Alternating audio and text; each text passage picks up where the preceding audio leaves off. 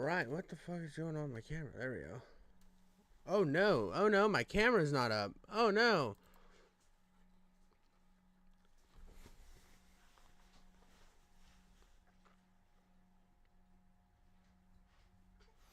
Alright, there I am. What the frick?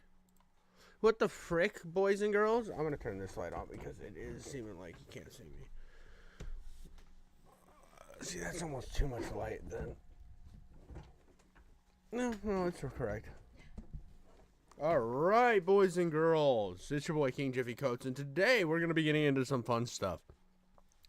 I have like bounds and leaps of joy for you to go through today, where I'll probably annoy a lot of people, and other people will get annoyed at me. It's just kind of the process that hits every day, as people are pissed at me. But that's good. That's good. It means I'm going to get bigger. The more people get mad at me, the more people that are actually logical will find me entertaining, and then they'll watch my shit. So I'm not here to worry about the dweebs that get mad at me on a daily basis. I really do not care about them. But I have a fun one. Now, when this drama hit, I actually wasn't doing commentary videos at all. It was just still only doing video game and movie reviews. And I decided after this, I was going to start doing this. And I wish that this drama would have hit when I was doing my commentary. When I started doing commentary, I wish this drama would have hit, because this was a glorious drama. This was one of the best dramas I'd seen on YouTube in a very long time. This has to do with a guy named In Praise of Shadows, and In Praise of Shadows just went absolutely wacko Encino mode and nuked his own career. And I saw the internet anarchist, he's been popping up in my feed a lot. I know this is an old drama, but I just wanted to revisit it because it was one of the greatest dramas I think that ever happened on YouTube. It was one of the most unhinged breadtuber moments of all time. But this is by internet anarchist, how exposing Wendigoon ended his career. Not too long ago, the YouTuber In Praise of Shadows was a relatively successful media analyst with a decent following. He delved into the meanings behind horror movies, shows, and artworks, all while subtly promoting his left-leaning political views. But then, out of nowhere, he posted an over 3-hour-long video slandering and exposing Wendigoon, Shoeonhead, Brandon Buckingham, and a handful of other prominent YouTubers. Bro, he just was basically sticking his hand in a bucket of just YouTubers and throwing them at the screen and slandering as many of them as possible. Now, this is a known tactic by the RedTube community. This is why I have no respect for the RedTube community, because the RedTube community is dumb, insane, has absolutely lost the plot. They will take anything they see and they will stretch it to fit their narrative every single time. They don't do any actual, they come off as intellectuals, right? They all want to tout that they're these high-end intellectuals. Look how smart I am. You big dum-dums are all so stupid. And then they don't even do the smallest amount of research ever. I mean, the guy actually talks about how bad all these people are and how they're all far right, right? And then uses the most far-right guy to slander Brandon Buckingham and Sneeko. This video bombed harder than Twitter rebranding to X. It shattered the reputation In Praise of Shadows spent 5 years building overnight, and made him the laughingstock of the internet. It's got so bad that when you search for his channel on YouTube, the first video you see is about how disastrously bad this last one video was. In reality, you're a delusional, hateful hypocrite, and this is the worst video I've ever seen. Hi, I'm the Internet Anarchist. I create weekly YouTube documentaries. Hi, Internet Anarchist. We should make out in a corner. Oh, no, not really, though. That would be weird. And today, we'll be looking into the destructive downfall of In Praise of Shadows, a YouTuber who thought it would be a good idea to go after some of the most beloved creators on the platform. With arguments so poorly constructed and illogical, it almost appears to be a parody on why they are the ultimate evil. On the 25th of May 2024, Zane, the host of In Praise of Shadows, uploaded a now-deleted video titled Bad Conservative Horror Movies, a video that seemed no different to his previous content at a first glance, but started off on on an extremely bizarre topic that had little to do with his title or thumbnail. He opened the video with a lengthy rant about a terrible horror convention he attended a couple months prior, labeling it as quote redneck and I hope to God, I know Internet Anarchist will show it, but I hope to God he shows the clip of In Praise of Shadows comparison for The Hills Have Eyes, because it is one of the dumbest things I've ever seen.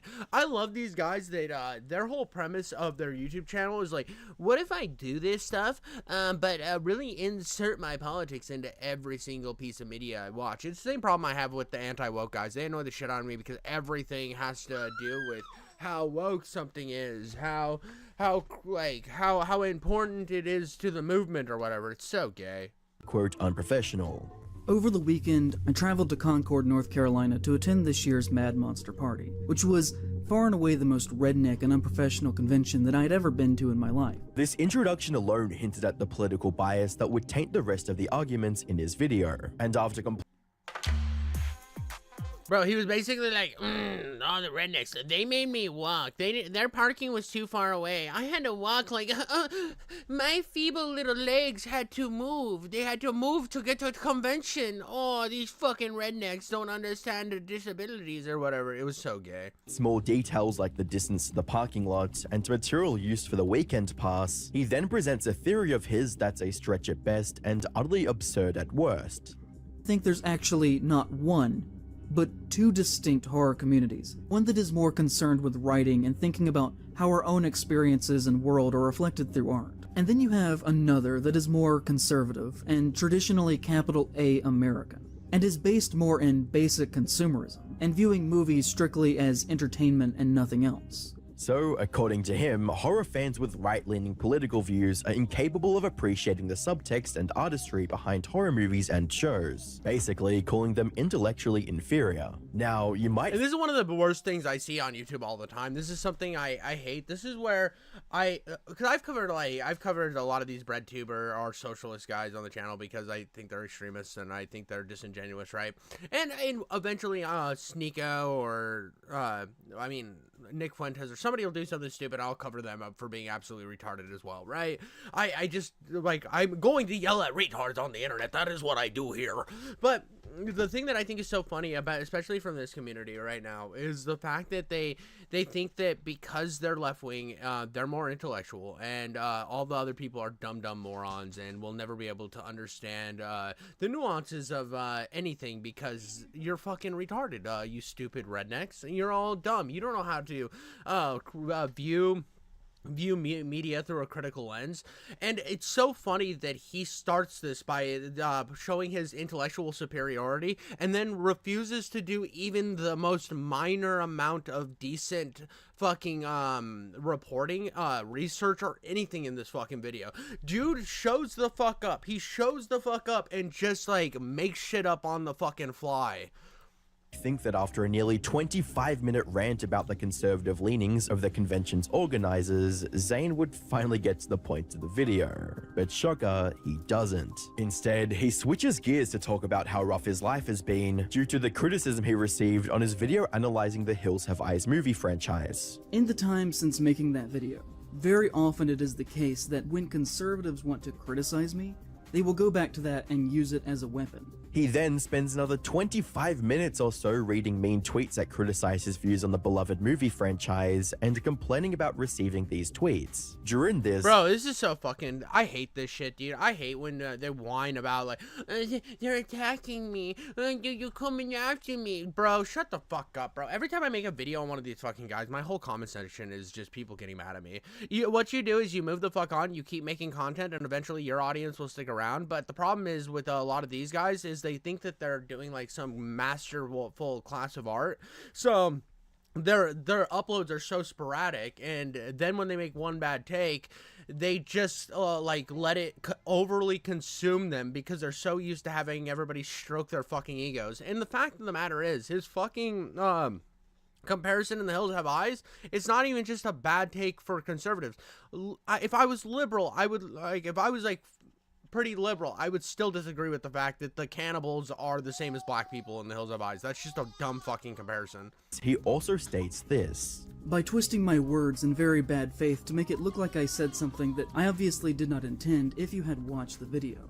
usually in an attempt to make me either look crazy or cartoonish or racist. Which is extremely ironic considering the nonsensical statements he makes about other creators later in the video. For context, he's mostly talking about tweets like these that label him as racist due to what he said in his analysis video. However, what makes Zane's self-victimization I mean, the whole self-victimization thing here is so funny because what he said is pretty fucking bad. It's pretty fucking bad. It's not a good analysis of it because he basically takes the heroes of the film and says, oh no, well, because they're white, they're the bad guys and the cannibals are the good guys. completely baseless is that regardless of what he thinks, the racism allegations are not entirely untrue. So, he not only fails to acknowledge that what he said was wrong, but also labels all criticism of his words as something right-leaning conservatives say to, quote, attack him. Here, he also talks at length about how he's barely making ends meet with the money he's earning from YouTube, which is an unusual thing to discuss in a video about horror movies. However, Brandon Buckingham offers a pretty good explanation in his reaction video of what Zane is really trying to get at. There was a month last year where I only made $500 in ad revenue. I can't live off that. What does he think he will accomplish by saying stuff like this? He thinks he's just the sweetest little birthday boy and he's not deserving of any criticism whatsoever. He thinks he deserves success and money and praise, but instead, all he's getting is hate and he's broke.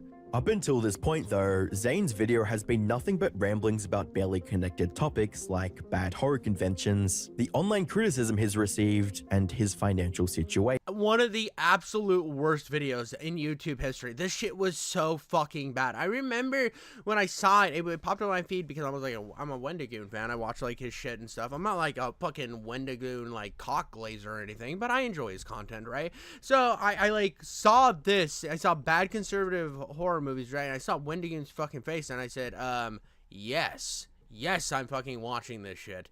And it was so, it made no sense. It was so fucking out of left field. I'm like, bro, I don't give a fuck that you're not making enough money. Get a regular fucking job, bro.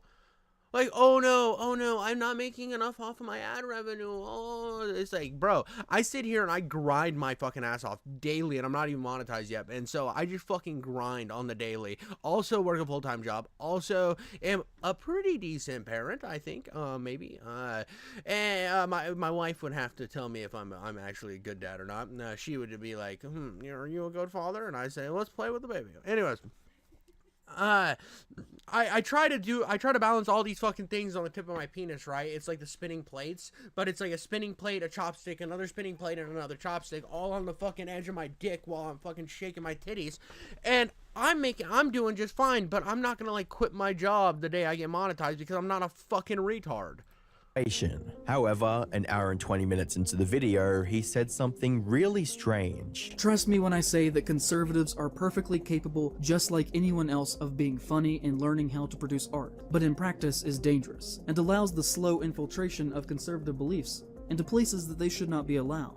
And here's the thing, we can only have liberal beliefs seep into our fucking world. We're only allowed to have like liberal movie makers because like we don't want them, those dirty fucking nasty conservative. This is what I hate about this tribalism. I've always hated tribalism like this. I think that there is great art that comes from conservatives, great art that comes from liberals, and I hate when something becomes overly preachy, because what happens a lot of times that when you create like an echo chamber, and this is what you see with a lot of the Daily Wire shit, and this is what you see with a lot of the shit that the fucking anti-woke guys call woke, right? You see kind of a shift of, you have a room full of circle jerkers here, a room full of circle jerkers here, and they're all just bukkakking each other on an endless spree, and us as the consumer is just getting fucking slop. We're getting preachy, annoying slop that has no actual like merit. And it's funny when a director like the guy who created the Terrifier series is like, bro, I just wanted to make a cool slasher movie. I wanted to watch people get fucked up. I had no political intentions going into this. And then people got mad at him for the fact that they want all art to be political. It's the same thing when people like come at me and they're like, the comedians, all comedy has a bias, or is trying to tell you their political beliefs. And it's like, bro, get the fuck out of here, dog. Get the get the absolute fuck out of here, because I'm sorry, most of the time I'm just making jokes, dog. I'm just making jokes. When I used to get up on stage, my goal was just to be fucking funny. I wasn't considering the political connotations of anything I fucking said. I'm just there to make jokes, dog. This made it clear that the video isn't about horror or movies. Instead, it's about rejecting the conservative belief system and everything relating to it. Understanding this bit would also help make sense of what the entire controversy is about. Zayn's weird statements regarding Wendigoon and other YouTubers. But before we get into the specifics of what he said, it's important to note that the issue people have with Zayn's video isn't that he said something mean about their favorite YouTubers. Instead, the majority of the backlash stems from the fact that I mean, the majority of the backlash is the fact that he didn't do any research, and he just kind of says what he does is, so they make butt plugs, right? Butt plugs are a thing that are made, and then they have the tail ones. And what he was doing is he was walking around with the tail butt plug in, and he was kind of whipping it back and forth, showing how fucking cool he was. And then he yanks it out and takes the poop and slaps it on screen with like one of those cool like little like wow, you know that shit you used to do in high school, like the. Well, he was doing that with shit on the screen, bro, and none of it was logical. It was just fucking spewing shit at the screen.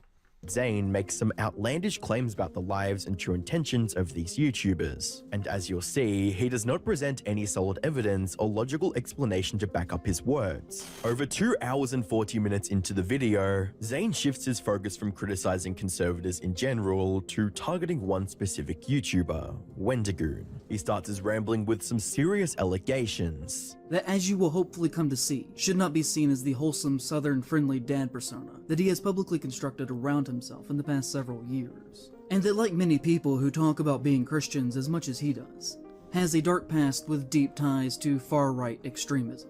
Then he goes on to state that he does not respect Wendigoon's opinions because he's rich and young. I have no need or desire to hear 5 hours of opinions on Blood Meridian from a 21-year-old millionaire. Dismiss. I'm sorry, guys. You shouldn't want to watch a video about a book if he's a millionaire. No, you have to be poor. Poor like me. Only poor people like me who don't get viewership should be able to talk about anything. Bro, I fucking hate this, dog. It's like, it's so gay. It's so fucking gay and retarded when anybody does this type of shit. They're like, oh my god, look how privileged they are. They're not allowed to understand things. They're not allowed to think on a critical level once they've made some money. Go fuck yourself, dude. That is such a it's so fucking dumb, dude. Here's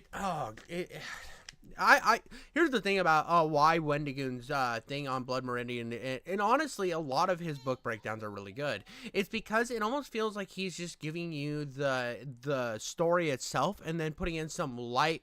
He just wants to put in some light opinions. He doesn't really put in a ton of like hard opinions. He just kind of like relays a lot of the points of the case, and it feels like I'm just getting a look into the situation. Now, there's obviously people who go about this type of shit in a much different way. Like obviously, if we were talking about like Count Dankula is going to put his fucking little edgy fucking jokes in at every section. So I like Count Dankula because when I'm watching the shit on his like looks at what happened in history and stuff, I'm looking for it to be the asshole perspective of what happened in history. When I want the facts, I go to somebody like Wendigoon, who's going to provide me with a bunch of information and give me a decent read on the situation. That's why I would go to somebody like Wendigoon. It's never because it's like, oh, I want to know it because he's gonna conflate God or whatever.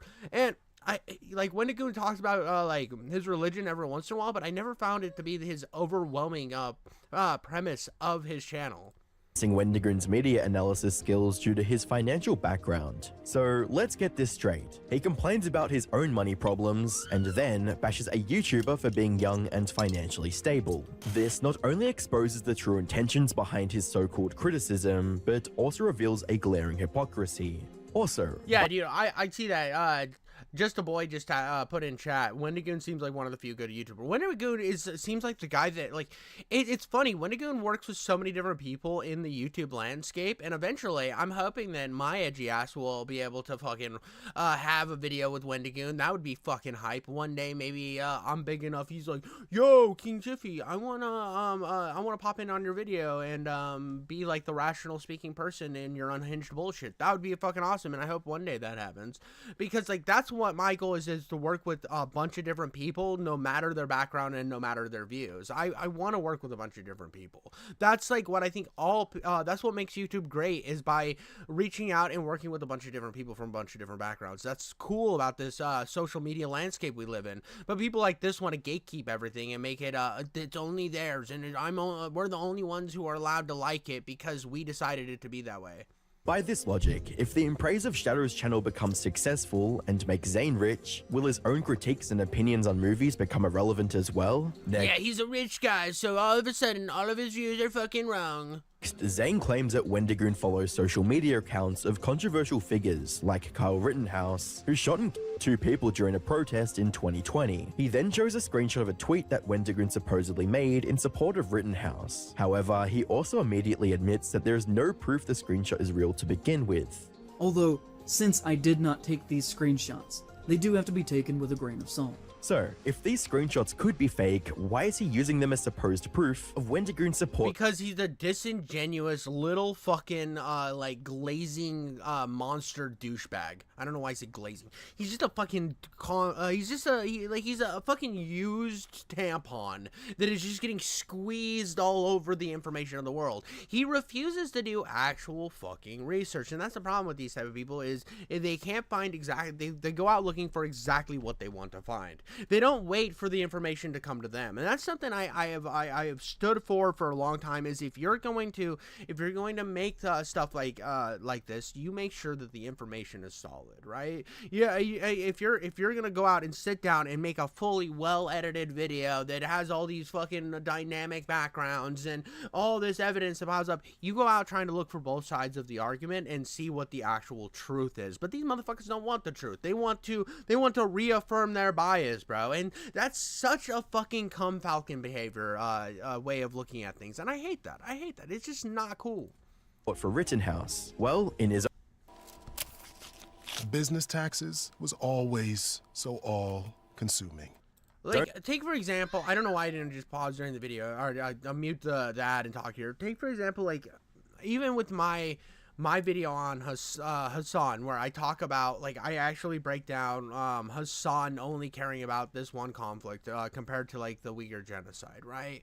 It was one thing that I was annoyed because I remember Hassan constantly talking about, like, how everything was anti-Chinese propaganda, and then watching him utilize what he called anti-Chinese propaganda in Al Jazeera as evidence to support the current thing going on in Palestine, which I can look at both and say both of them are atrocities, but he couldn't, and I wanted to highlight that. So I made sure to find as many articles as possible about what was going on, and to be honest, I didn't find a whole lot that's saying there wasn't a genocide that happened in the Uyghur camp. So it was one of those things that it's like I went out and I was waiting for something to prove me wrong, and nothing fucking proved me wrong, right? You sit down, you look at the evidence, and if the evidence says this, you put it out. But to take and be like, well, I don't know if this screenshot is real. Like, what the fuck, dude? I hate when people are just like pulling shit out of their ass. They're on fucking r/wendigoon sucks big donkey wiener, and they're finding all the shit that these fucking weirdos decided to make as bad faith arguments and make up shit. Own words, it's because Wendigo never publicly claimed that these screenshots are fake, so surely there must be some truth to them. These have been widespread across the internet, and to my knowledge, I can find no examples of him directly saying that these are not real. So he may or may not have actually followed these accounts or supported them. Even though it's entirely possible that Wendigoon might not have seen these screenshots before, or is choosing to ignore them on purpose to avoid any further drama. It's not difficult to create a fake screenshot, so jumping to conclusions based solely on silence is completely illogical. A comment on Wendigoon's official subreddit also presents this whole argument from a different perspective. You ever heard of hate following a person? That's what's probably doing with those sus accounts. So even if we assume that these screenshots are real, just because Wendigoon follows Rittenhouse doesn't mean he agrees disagrees with his political views. The next argument Zane brings up is even more ridiculous, with evidence that can only be described as laughable. According to Zane, Wendigoon is the mastermind behind the Boogaloo Boys extremist group, because the group's name is derived very similar to Wendigoon's old username, Boogaloo Boy. Unfortunately for him, Wendigoon clarified in a Reddit post that he has nothing to do with the group. He explained that he originally used the term Boogaloo based on Che Guevara's code word for revolution, as he's always been a proponent of freedom and liberty. However, as the term became more mainstream, it was hijacked by far-right groups, and its original meaning was distorted into something completely different. Upon realizing its new connotation, Wendigoon completely distanced himself from it, and began posting media analysis videos under his current channel name. Despite this clarification, Zane still insists that Wendigoon has ties to the Boogaloo Boys group because he wears Hawaiian shirts in his videos. Also, It's fucking over. His shirt has a collar and buttons, and it has floral patterns. Get him, boys. Get him. Burn him at the stake. Wendigoon is a far-right extremist. He actually thinks that all black people are gross and poo-poo people, and he's the worst, because that's exactly what I want people to believe, and that's what I'm putting in my fucking video. What is my evidence? Did I not mention the Hawaiian shirts thing? Because I thought I mentioned the Hawaiian shirts thing. it should be noted that the Boogaloo Boys are known for wearing Hawaiian shirts. And guess who else always has on a Hawaiian shirt, despite the fact that he publicly totally does not share in their beliefs, guys. Does this mean that anyone who wears Hawaiian shirts is connected to this extremist group?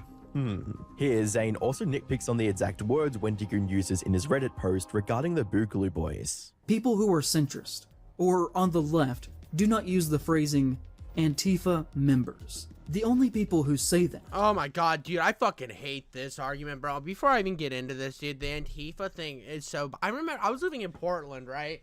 And I remember, it was one of those things, don't believe your fucking lying eyes shit, because it was like, Antifa, ACAB, none of it exists. It's not real. And I'm driving to fucking work, and I see fucking Antifa and ACAB spray painted on, like, every park bench, on walls and shit.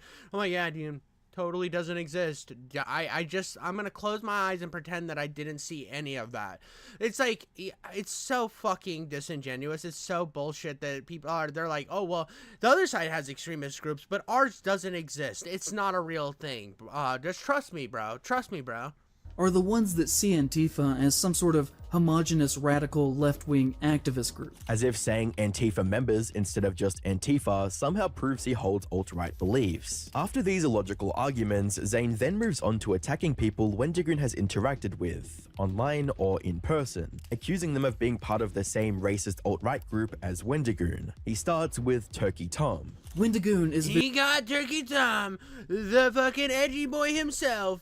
Turkey Tom's out there just being the biggest racist of the entire universe. The funny thing about this is, like, Turkey Tom has said the N-word on multiple occasions, and when Turkey Tom reacted to this, he was like, motherfucker, oh, he might have said the N-word? Bitch, I got clips out there. I was like, bro, weird place to double down, dog. Weird fucking place to double down. very publicly friends with Turkey Tom. They have been seen together on multiple occasions, and I've seen online mentions that Tom was either at his wedding or at the very least was invited. And why does Zane think Turkey Tom is alt-right? Because of some dumb stuff he said on the internet as a teenager over 6 years ago. Next, Zane targets the internet historian, accusing him of being alt-right because he once jokingly said his birthday was on the 20th of April, which also happens to be Hitler's birthday. He completely ignores that April 20th is also 420, the haha funny infamous weed day. He then continues to mention a number of other YouTubers who had some positive interactions with Wendigoon, including Brandon Buckingham, Shoonhead, Oombaville, and some ordinary gamer, all while making absurd statements about each one of them. For instance, this is what he says about Brandon Buckingham. He is friends with Brandon Buckingham.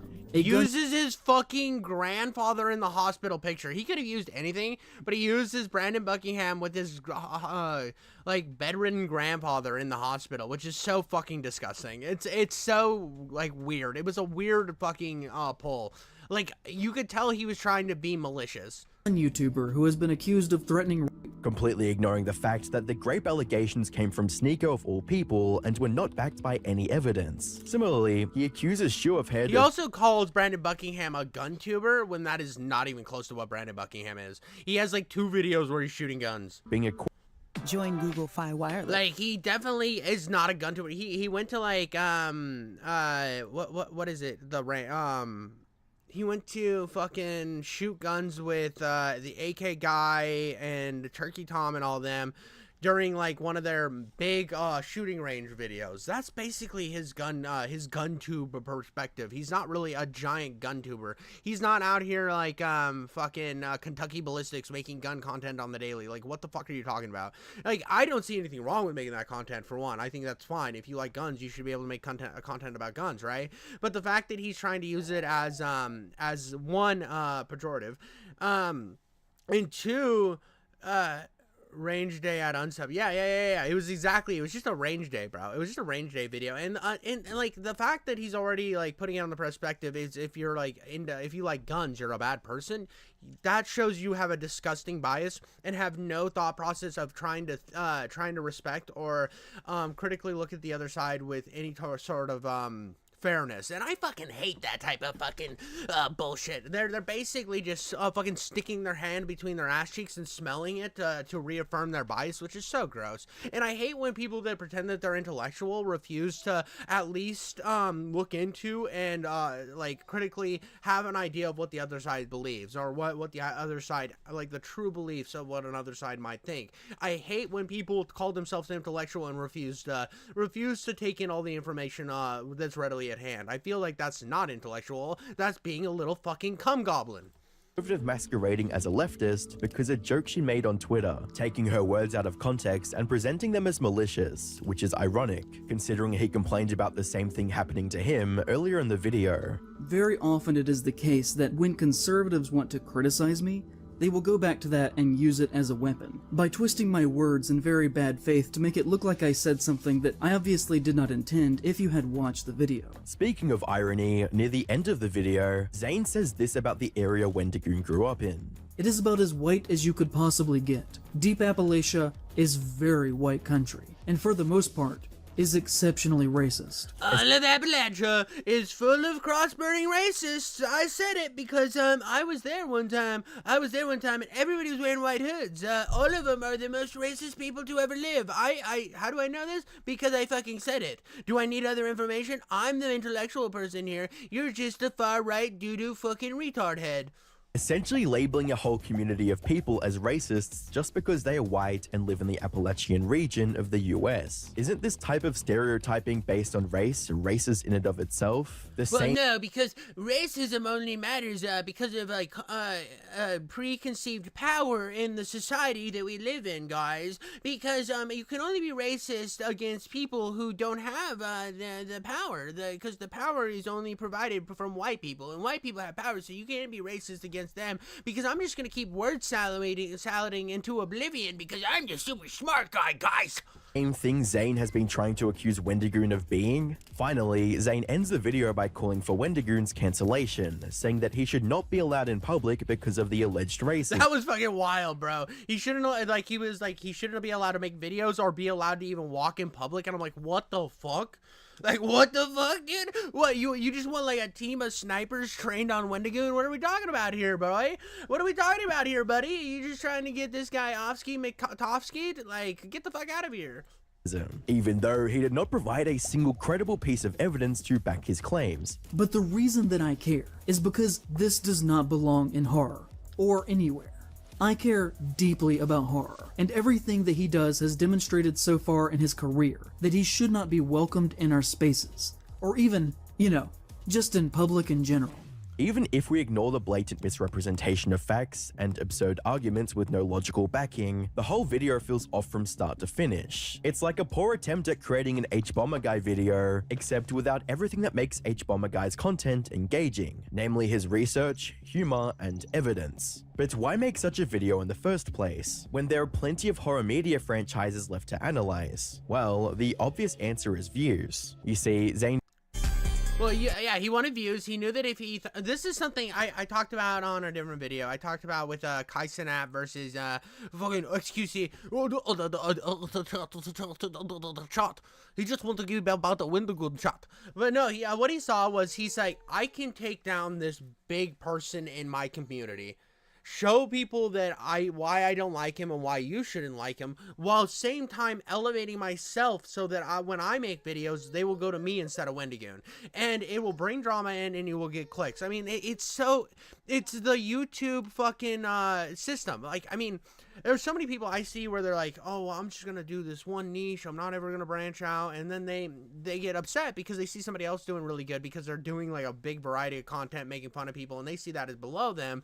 But then they find somebody that they don't like, and they're like, oh, I wish I could make a video on them, but I don't know the drama about it. And then they're like, oh, but think about the views it'll get, and then they hit it, and then they get the views. And a lot of times when you attack somebody that's bigger than you, you're going to get hate. That's just how it works, bro. You're gonna get hate. I mean, it happens to me on the fucking daily, bro, and I just don't care, because I know that one day I will cultivate an audience that is here for me and not here for fucking whoever, here to white knight for whoever I'm making fun of. And I think that the problem with a lot of people like In Praise of Shadows is they can't handle criticism well. So when they try to do content like this, they're expecting everybody to just sit down and start sucking their dick as hard as they fucking can until the skin comes off. And that's not how the world works, my dog. The channel has been in decline since late 2021, gaining literally 0 new subscribers for several months. It's no secret that making videos about other creators is an effective way to gain views. Just look at the vegan teacher whose entire career is supported by this concept. It's possible that Zane made this video to farm views from the controversy and drama it would generate, but unfortunately for him, it backfired spectacularly, and the backlash was immediate. Brandon Buckingham led the charge as one of the first YouTubers to respond to Zane's Dude, when somebody goes after Brandon Buckingham, he goes scorched earth on their ass. It's funny because, like, Brandon Buckingham, not only does his, like, run around and be a jackass videos and, like, then does his, like, investigation videos. The dude has, like, a bunch of shit that he does. But he has done a few commentary videos, and when he fucking, when he's pissed at somebody, he goes fucking hard on their ass, bro. He spreads them their cheeks and fists the shit out of their assholes. His statements. In a tweet reading, "Hey, since I'm mixed, am I only half racist? I mean, well, you see, because of how much power the white side of you has, it overtakes the side that's the minority, and so then you become a full-blown racist. It's just like me when I wake up and I say, oh, I'm in a multicultural relationship, and I have different sides of the world and different colors in my household. That still means that I'm fucking racist, because obviously, the white part of me is just screaming out to hate all races, and that's inherently makes me a villain." Praise Shadows, going through every one of Wendigoon's friends and insulting them to try and paint him in a bad light makes you seem like a desperate and pathetic freak. Brandon also sarcastically praises Zane for using a picture of his grandpa after his brain surgery, reading, "Also, using a photo of my grandpa after his brain surgery is super cool of you. You seem like a great guy. I want to shake your hand." In a later tweet, Brandon points out the sheer insanity of 2 of the worst statements Zane made in his video. 1, labeling every white person living in Appalachia as racist, and 2, saying that Wendigoon should not be allowed in public spaces because he's conservative. In a tweet reading, "I forgive you for thoughtlessly defaming me, but claiming all white people in deep Appalachia should be assumed to be racist, and saying Wendigoon should not be allowed in public because of his assumed beliefs really shows how hateful and insane you are." The whole thing, it's so funny because the guy's like trying to stand against bigotry or whatever while being the biggest fucking bigot in the world. He's sitting there with his little shrine of fucking marks in his house, praying to it while thinking he wants to burn everybody at the stake who might have slightly different beliefs than him, which is just fucking hilarious. It's like, oh, bigotry for the bigotry for them, but not for me. I can never be a bigot because I have the right beliefs. Right, guys? I have the right beliefs. Community didn't hold back either. They started ripping apart Zane's absurd accusations line by line. For example, in his video, Zane tried to portray the YouTuber donut operator as a bad person by criticizing his content. For example, one of his videos is titled "Predator Takes Shotgun to the Face" and features a picture of him smiling in the corner of the thumbnail next to an image of a terrified man about to be executed by cops, with the text that reads "head removal." To which someone posted, "Oh, now you only. What's so funny about this too, and like if he would have done a little bit like actual research for the video, and I like Donut Operator. I think Donut Operator's pretty interesting content, but he says some wild shit on Twitter, bro. Bro's constantly just fucking at war with the left, dude. He is constantly trying to poo-poo on anybody who disagrees with him politically, right? He could have like spent like a day looking, not even a day, an hour looking through fucking Donut Operator's replies and utilize that for the video instead of like pulling a random thumbnail that he thought looked kind of racist and utilizing that as his entire evidence. The dude could have actually done some research and tried to, and he probably still would have been disingenuous about it. I'm not saying he wouldn't have, but if he would have done a little bit of research, he would have had like a much better takedown, and he couldn't even do that.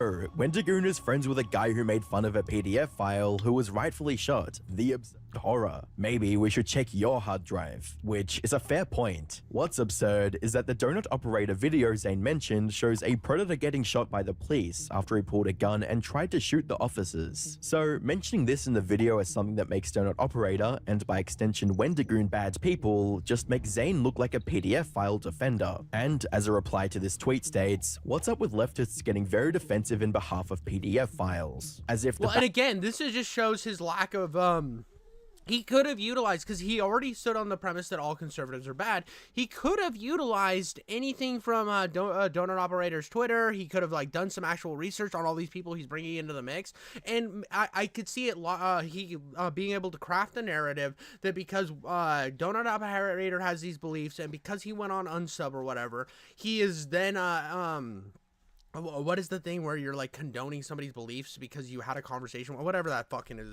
whatever that bullshit's called.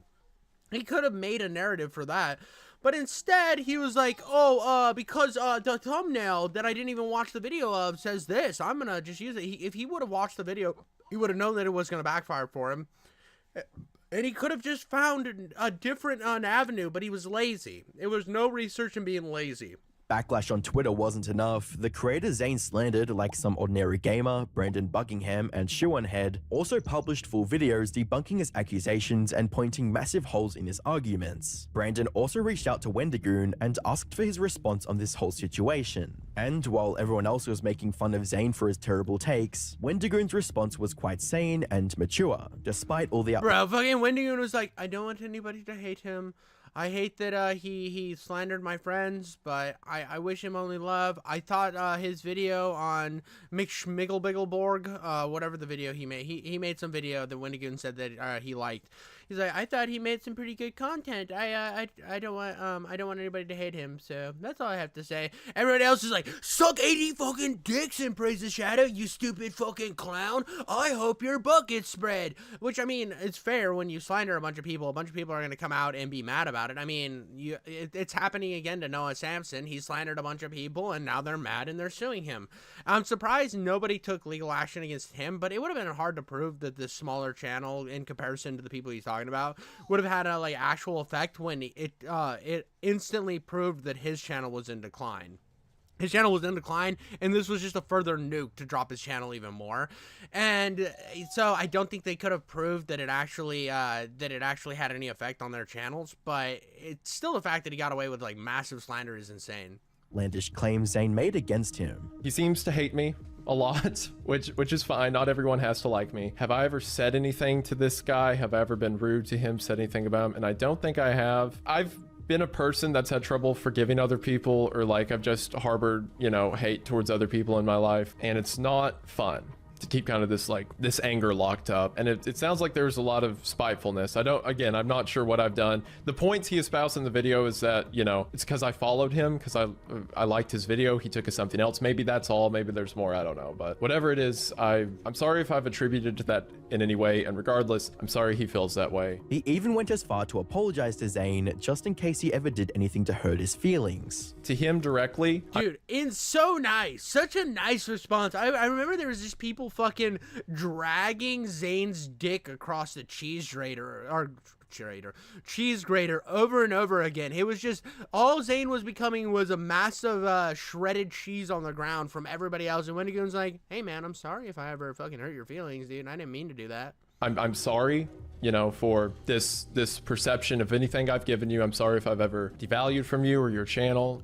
I apologize, and I sincerely mean it. I hope you find whatever you're looking for. I want everyone, regardless if they like me or not, to do well. Christ didn't say love people who are nice to you. He just said love people. If you say stuff online, you're going to get pushback for it if it's, you know, any kind of controversial, but I hope you don't let that deter you in the long run. I hope you can continue to pursue your dreams. I promise I will not try to stand in the way of that, and I hope none of my followers do. This calm and collected response further reinforced the faith Wendigoon's fans had in him. It also served as direct evidence against everything Zane tried to convey in his video. Like this comment on YouTube mentions, ironically, In Praise of Shadow's video on him only really succeeded in giving Wendigoon positive clout, indirectly helping him. Of course, not every YouTuber Zane mentioned in the video responded with such kindness. Oomperville, for Now, example. fuck you, In Praise of Shadow. We're doing some dick boxing. Zane's just sitting there, oh, not my penis, guys, not my penis, guys. Decided to go on the offensive a bit. All I can say, like, every time I see something like this, I think of that fucking scene from Billy Madison at the end. Mr. Madison, what you just said is one of the most insanely idiotic things I have ever heard. At no point in your rambling, incoherent response were you even close to anything that could be considered a rational thought. Everyone in this room is now dumber for having listened to it. I award you no points, and may God have mercy on your soul. Zane, on the other hand, That was 100% my feeling when watching the video. I was like, holy shit, this is the dumbest thing I've ever seen in my life. What the fuck? There is no research behind this. This guy just said shit the whole time. was also feeling the pressure from this immense backlash, leading to a lackluster response that did little to restore his online reputation. His video got ratioed to oblivion as soon as it went live, with over 27,000 dislikes in total. In response, Zane first deleted the entire 30-minute segment about Wendigoon, and then removed the video from his channel altogether, likely to dodge any more backlash. Yeah, and that's such, but okay, here's the thing. I hate when people, like, remove the video, like, and they're being big pussies about it. Like, well, I think maybe it was a smart idea for him to move the video, looking back on it, because he did slander a lot of fucking people, and that could be lawsuit material. That does go into a different thing. I hate when people make, like, criticism videos, and then they pussy out on it, because they were so fucking, like, powerful to put it out there to say that I'm fucking right, and then once they get pushed back, the video's gone. Lame. However, he made the situation worse for himself by trying to argue his way out of the controversy on Twitter. You see, in one of his response tweets, Brandon said that Zane was moody because he looked like he had low testosterone and that he should exercise more, to which Zane responded by saying, "You using homophobic language to me, though in calling me a low testosterone freak, does not change my opinions about you. My base thoughts remain the same, even though I should have said them differently and not let that cloud my writing." In other words, Zane still stood by everything he said about Brandon and probably others. He just realized he needed to phrase it better. Brandon immediately shot back and called out Zane for continuing to slander him and making him seem like a villain by twisting his words. After spreading false accusations that I threatened to grape someone, this guy is now claiming I am homophobic because I said he seems like he has low testosterone. You are such a victim. Brandon further clarified, "I had no idea you were homosexual. I was calling you a low testosterone freak for being such a miserable, moody asshole who baselessly slandered me in an attempt to demonize." I fucking love this shit. Another drama that was popping out at the same time was there's this YouTuber Keffels, right? And Mudahar made a video taking down Keffels and used some artwork from Just a Worm. I used it in a video, or used Just a Worm's artwork. Well, Just a Worm kind of left the internet because of this, because of how much attacking was happening against Just a Worm. But Keffels had used Just a Worm's artwork in her own fucking thumbnails. But when it's used, Keffels' version of the artwork's used in a Mudahar's video. Oh, well, now it's homophobic depiction, or it's transphobic depictions of somebody. It's always utilizing the victimhood and utilizing these fucking tangential bullshits to make sure that you're the one that looks the most virtuous in the section, so that you don't have to actually refute any real claims. You're deflecting the actual claims over to the fucking La La Land and standing on some buzzword, and it's so cringe and lame and gay and annoying.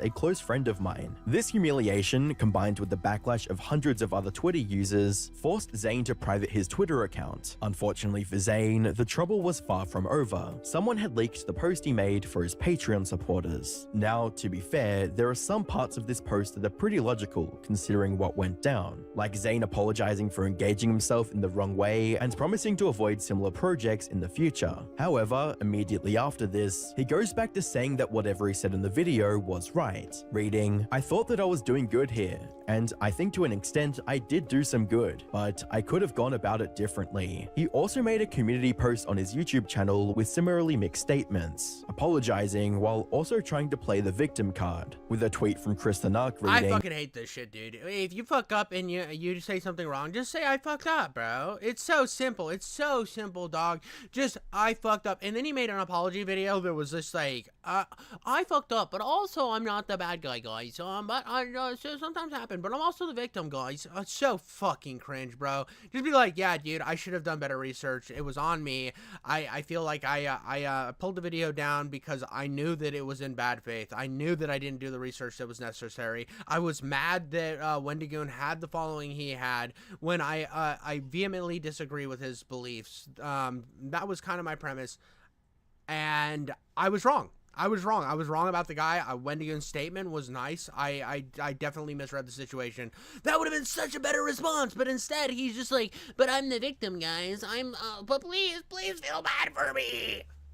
He put out a community post saying he's received harassment. I do not condone it, but you kind of invoke karma when you straight misreport or lie about people. And just when you think he couldn't dig himself a deeper hole, someone leaks his posts from his Discord server, and he's still in complete denial and believes he's 100% in the right, with a message reading, Yeah, nobody in the video has actually refuted any of what I said, lol. They only point out small individual things that are wrong, but don't actually go as far to say that I wasn't right. Bro, you were wrong on like so many things. People made like hours and hours amount of content about you because you just said everything wrong. You refused to do even the smallest bit of research to prove your points. You used tweets that were fake. Everything about your shit was misleading and wrong. So when you point out 1,000 things, but one thing might be right, at that point, nobody's gonna believe the one thing that's right because you didn't do the effort that was needed to make the shit like fucking logical. "Oh yeah, nobody in the video has actually refuted any of what I said, lol. They only point out small individual things that are wrong, but don't actually go as far to say that what I said wasn't right." At this point, it's clear that no counter-argument will make Zayn fully admit that what he said about Wendigoon and other YouTubers was baseless and lacked any real evidence. If it's not clear by now, in Zayn's mind, the only correct opinion is his own, and everyone else is just a misinformed bully who's harassing him online for stating the truth. Unfortunately, it looks like there's nothing the rest of us can do to make him see the light and find the error in his thinking. As for his career on YouTube, the future of his channel is in his own hands. Most people will move on to the next big controversy within a few weeks and forget all about Zayn's 3.5 hours of ramblings. And while a handful of people would keep reminding him of his mistakes, their feedback doesn't really matter in the long run. The thing is, Zayn did find some success from this whole debacle. Since posting the controversial video, his Patreon supporters have increased by over 45%. This gives him the chance to get back on his feet. All he has to do is stay away from future controversy and make high-quality videos on the topics which made him popular in the first place. Horror movie analysis. He still has over 390,000 subscribers, many of whom don't really care about his controversial political views and are just waiting for his next video. This is in stark contrast to Illuminati, whose situation still continues to get worse, with almost the entirety of her audience turning against her. Click the video on screen to find out more. Why is that? I mean, here's the thing. Like, if we go to his channel, let's see how he's doing now. Because I know he's posted since the whole debacle, right? Let's go to, I mean, like, his views were sitting, let's go try to find a meaning. I mean, there's All Hills of Eyes. That one didn't do as well. That was 77. It looks like a low video for him before the drama was sitting around 64,000 views. He, since this debacle, he posted 1, 2, 3, right? 3 videos. And he has a second channel where he posted the apology, but he honestly has dropped in views so substantially, like 38,000, 18,000. when before he was steadily staying around the 100,000. Are you okay, little girl? But he was sitting around the above 100,000 views per video, with the occasional one that dropped below, and his last two did absolutely abysmal, bro.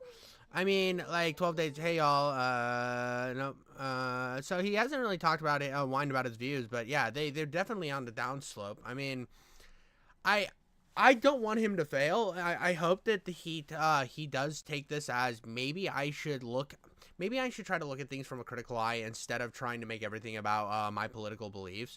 I think that that's where he really fucking that's where he really fucked up. That was his big blunder in everything was the fact that he absolutely refused to look at any opposing beliefs or views to his with any critical light or any trying to be genuine whatsoever.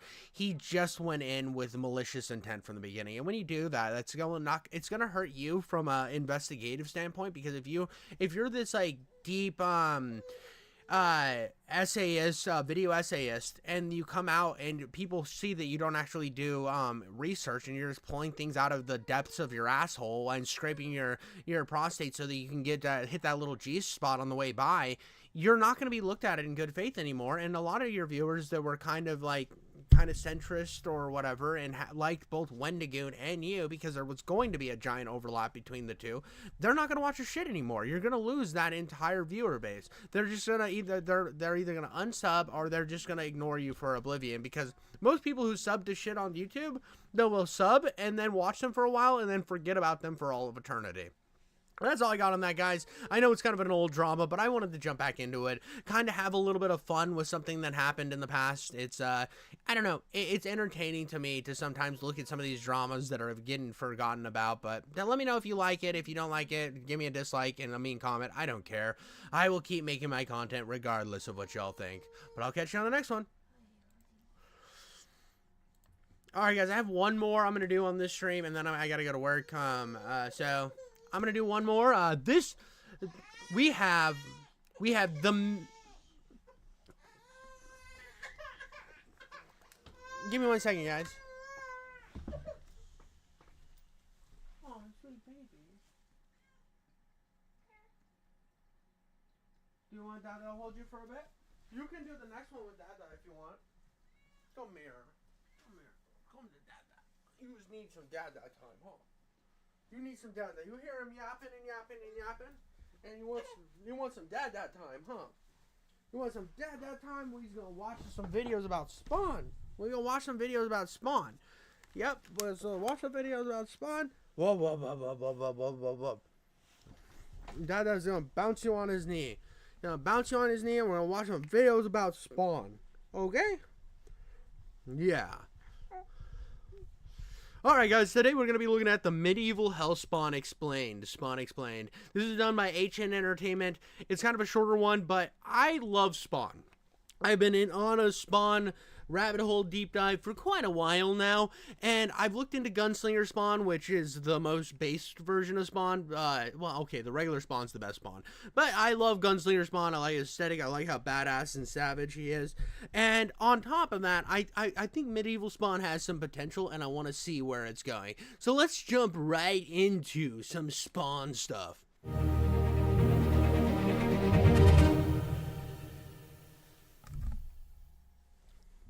Hey guys, welcome back to the Hybrid Network. This is DC Luke here, and we are continuing our extended look into Todd McFarlane. Dude, right away, something I'm noticing, and this is something I have problems with sometimes, is making sure my audio is high enough.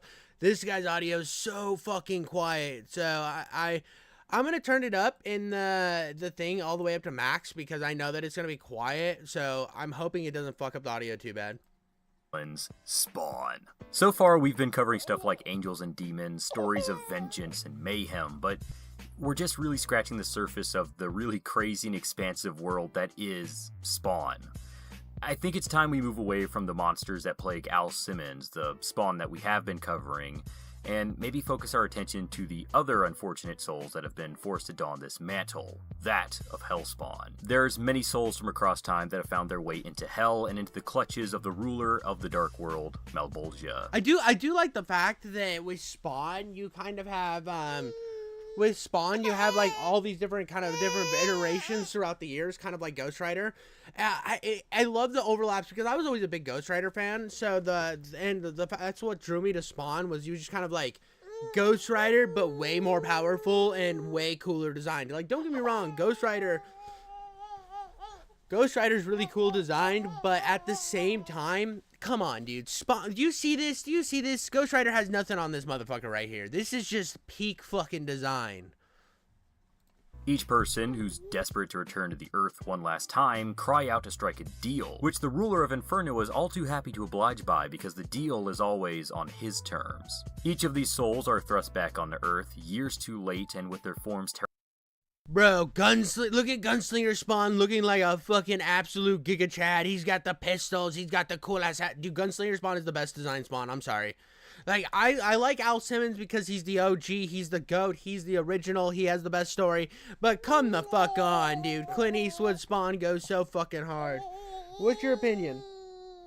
What you want to say about it? Well, you want to say something? Say something. Yeah? What are your thoughts on Gunslinger Spawn? Are you a big fan of Gunslinger Spawn? Are you a big fan of Gunslinger Spawn, huh? She didn't want to talk about it. She wants to keep her opinions close to her chest. terribly altered to match their demonic steeds. They have no choice but to wander alone, attempting to atone for whatever sins they committed before their power runs out, and before they return to their master's grasp, forced to lead in his great army against heaven. Obviously, some of these souls stand out among the rest, and one Sir John York is perhaps one of the more recognized. Created in 1992 alongside Angela, Medieval Spawn first appeared in the pages of Spawn number 9. The exact nature of the Hellspawn and the extent of their power was still... By the way, this fucking goes hard. This is almost as cool as Gunslinger Spawn. I've always thought that the Medieval Spawn had like such a dope getup, and that's kind of what like draws me to him. I don't like, obviously we're learning about who he is right now, but god damn does that drip go fucking hard. And like when I talk about drip, I'm talking about massive amounts of drip from my penis. This is happening every time I see this fucking artwork. A little bit lost on the reader at this time. It was a major revelation showing that the title Spawn belonged to many. Medieval Spawn first appears as a kindly soul, stopping to help a young woman rescue her sister from an ogre's cave. Only upon finding himself in the dark corridors, the Medieval Spawn realizes too late that he's been ambushed. This was not a young maiden, but an assassin from heaven. With their hunt complete in her quarry... Bro, could you imagine you just chilling and then this baddie wants to kill you? There's gonna be a part of you that wants to let her do it, but you have to stand strong, my friends. You can't look at her boobies. You have to take down this evil Spawn killer. You have to say, oh, I see your fucking frilly Spawn earrings. You shall not defeat me, you wench, even though you have sexy abs and probably a tight pussy. Trapped, the angel banished the young knight into the far reaches of hell with her dimensional lance, his necroplasm reserves having reached 0 as a result. But there was far more to this mysterious character, more that we learned over the course of the series, if only because of the large impression he made on the audience when he... died? Yes, died like a hero? Maybe? Well, whatever it was, he came back a few times over the course of the series. His backstory fleshed out a little bit and expanded upon, where it falls in line with the Spawn that came before him. A man prone to terrible deeds, slaughtering hundreds in the name of some cause that seemed righteous at the time. Upon his death, he sent down... Bro, you cannot hide from the Crusades. He was part of the Spanish Inquisition, and the Spanish Inquisition always comes a-knocking. He was a man who was following orders that he thought was adorned by God, but actually he was following the butthole of Satan. He was waiting to cure Satan's constipation. That is what he was living for. Down into the pit to make a deal with the devil that rules over it. In this case, a deal where he'd return to the earth to see his sister one last time before she marries. The deal was struck, but there lied the catch. He arrived years too late. His body attached to some strange symbiotic suit, and his sister had long since married. Nothing left to live for, the Medieval Spawn traveled the land, searching for... Bro, we got the weird anime protagonist, anime protagonist and his sister arc, bro. He's trying to stop his sister from marrying. He's like, you shall not fuck her pussy. That is for me. I am going to set up what will future be known as the state of Alabama. I am the man who sleeps with my own sister. How could you have done this to me, Satan? All I wanted to do was bed her. I wanted to be like the what are they called? The Lancaster house in Game of Thrones. That was my dream, but you took it from me. Way to atone for his past sins and to reject a life picked out for him by Malbolgia and the denizens of Hell, going so far as to fight against one of Hell's grandest warriors, the Violator, for the sake of the woman he loves, who ultimately turned away from him in regards to his horrible new form. Eventually, Medieval Spawn's adventures were expanded upon even further within the miniseries Medieval Spawn and Witchblade, a storyline that saw the Hellspawn teaming with the 16th century wielder of the mysterious force known as the Witchblade. Bro, look how fucking much of a baddie she is, bro. This is what I miss about like some of these like 2000s comics. They made every dude look like an overbuffed Giga Chad, which like any guy will never be able to achieve unless they fucking become bodybuilders. And then every girl was just like had like the perfect abs and boobs imaginable. It was just like, it was all like a peak of humanity that no one is able to obtain. But in our eyes, when we read this shit, we saw ourselves as Spawn. I could be the most morbidly obese flume flume boy, but at the same time in my head, I was fucking medieval Spawn. To do battle against the newest wielder of the darkness and his plans to overthrow and fully control the fairy kingdom. Though this was all a ploy for a wizard to find the means to witness the oncoming apocalypse happening. No, you can't trust the wizards, baby. When you see Harry Potter, say, fuck you, Harry Potter, you stupid little boy. I don't trust you in your flim-flam magic. Don't trust you in your flim-flam magic. What do you have to say about flim-flam magic? Huh? Nothing? You have nothing to say about Flim Flam Magic? Okay, you just want to stare at the kitty. In the Top Cow universe. Not much is really known in regards to him, but, customary of all Hellspawn, Medieval Spawn wields the power of necroplasm. He's able to perform a wide range of abilities like energy projection, shape-shifting, etc., all while keeping with a 16th century theme. He's a fan favorite, and one I'm sure fans are eager to see return sometime soon. But that's going to wrap this up. Thank you. Dude, I'm surprised that they haven't done a spinoff, because they did a spinoff with Gunslinger Spawn, so I'm surprised they haven't done like a massive medieval Spawn spinoff. I know that they did there's another like there's like a sort of medieval Spawn that they did a run on, but he wasn't the same guy. It was like a different medieval Spawn. They're like, well, we don't want to do the one that everybody loves. We want to do a different one. This is a different medieval Spawn, and then nobody cared about it because they didn't focus on the one that everybody wanted to fucking see, which is such a mad disappointment. What you doing, McFarlane? What you doing, buddy? Why don't you just give us a really cool, like, fucking giant, awesome fantasy arc with this guy? Thank you guys for watching. If you like this video, give it a thumbs up and subscribe for more. So, I mean, hold on. That was a really good video. I really like the short, sweet, and concise way he did that entire thing. Really, really good. I mean, I don't understand why McFarlane just can't do a whole bunch of animated movies like the old HBO. He's been holding out all these years for cinematic versions that are not going to happen. Dude, that is such a fact. That is such a fact. Because, I mean, like, the Spawn movie... Let's look up the Spawn reboot movie real quick. Because it's honestly, like, nowhere close to being finished. It's finally happening years... Okay. I know it... It's set to release this year. Holy shit, with Jamie Foxx. What is this from? King Spawn confirms cast, story, and everything we know. When was this dropped? Because this was probably July 24th, so that was like a year old. Okay. So the movie's called King Spawn. Let's look up King Spawn, alright? Oh my god, I'm typing one hand, bro. King Spawn. We're gonna go movie because that's what we want to care about, because this is like an update, blah blah blah blah. Let's go to news. Let's see. Nothing. 8 months there's They're also looking for an $8 million horror movie budget. Hopefully that route is still the one being taken. King Spawn in theaters, capital A. Okay. Major update from producer Jason Blum. Okay. What do we got?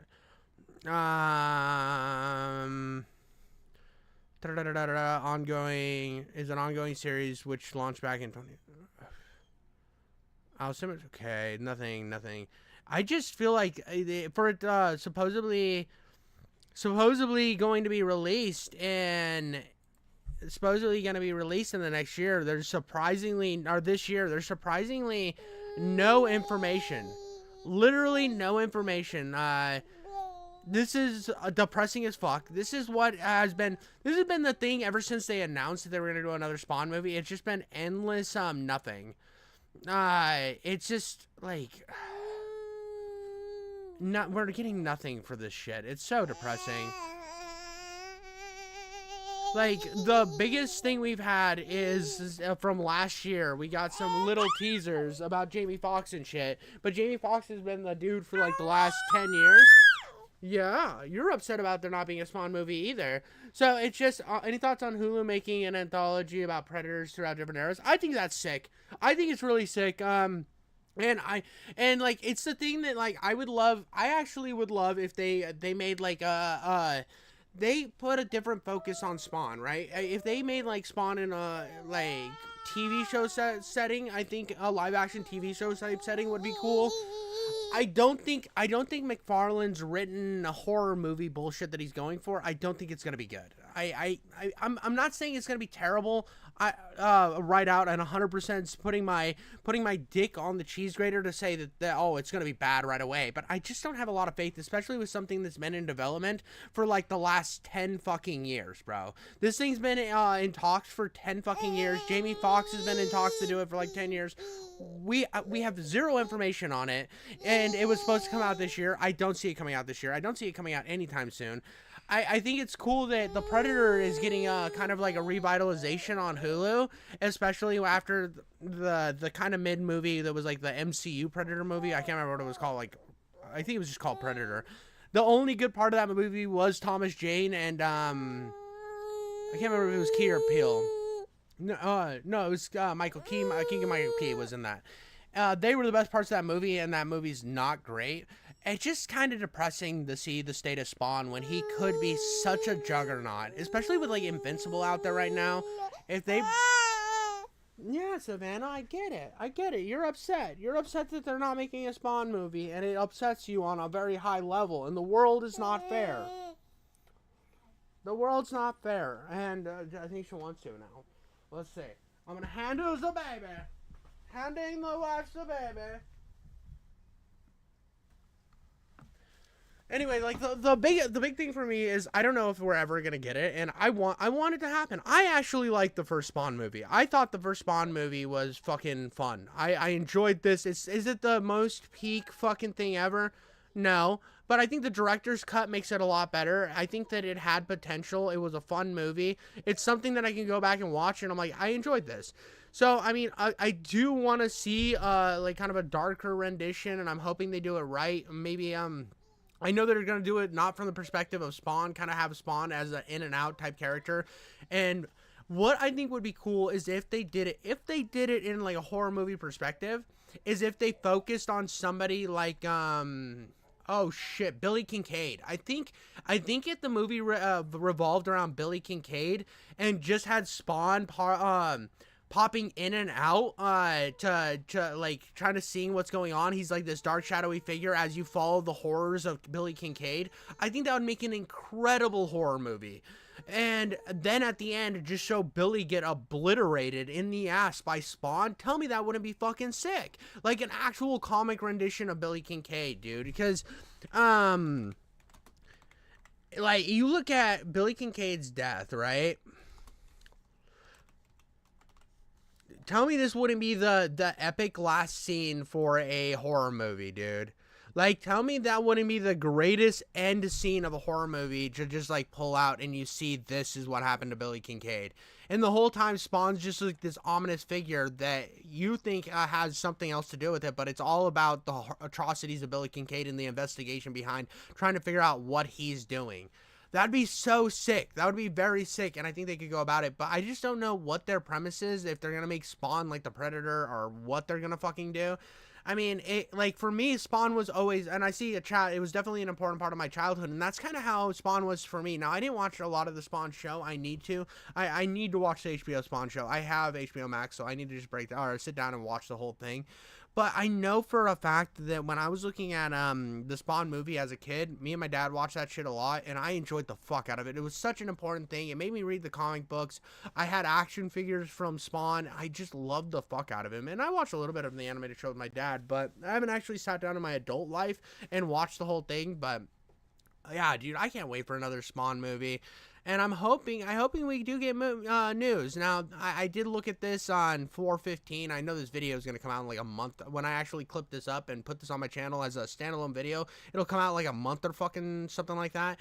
But at the end of the day, I just think that I don't see us getting any new information between the time I record this now on stream to the time I repost this as a video. I do not see us getting another Spawn or a ton of Spawn information with how tumultuous this fucking development has been. But that's going to be all for me today, guys. I have to get ready for work, so that means I got to get like a good jerk-off session in. Otherwise, I'm going to be grumpy that entire work period that I'm going through. So that's all I got for you guys. Thank you so much. Like, subscribe, comment, check out all my other videos. Every Friday, I do a massive original content style video where I either do a breakdown of video games or something I find interesting, and check those out. I put a lot of work into them, and yeah, deuces.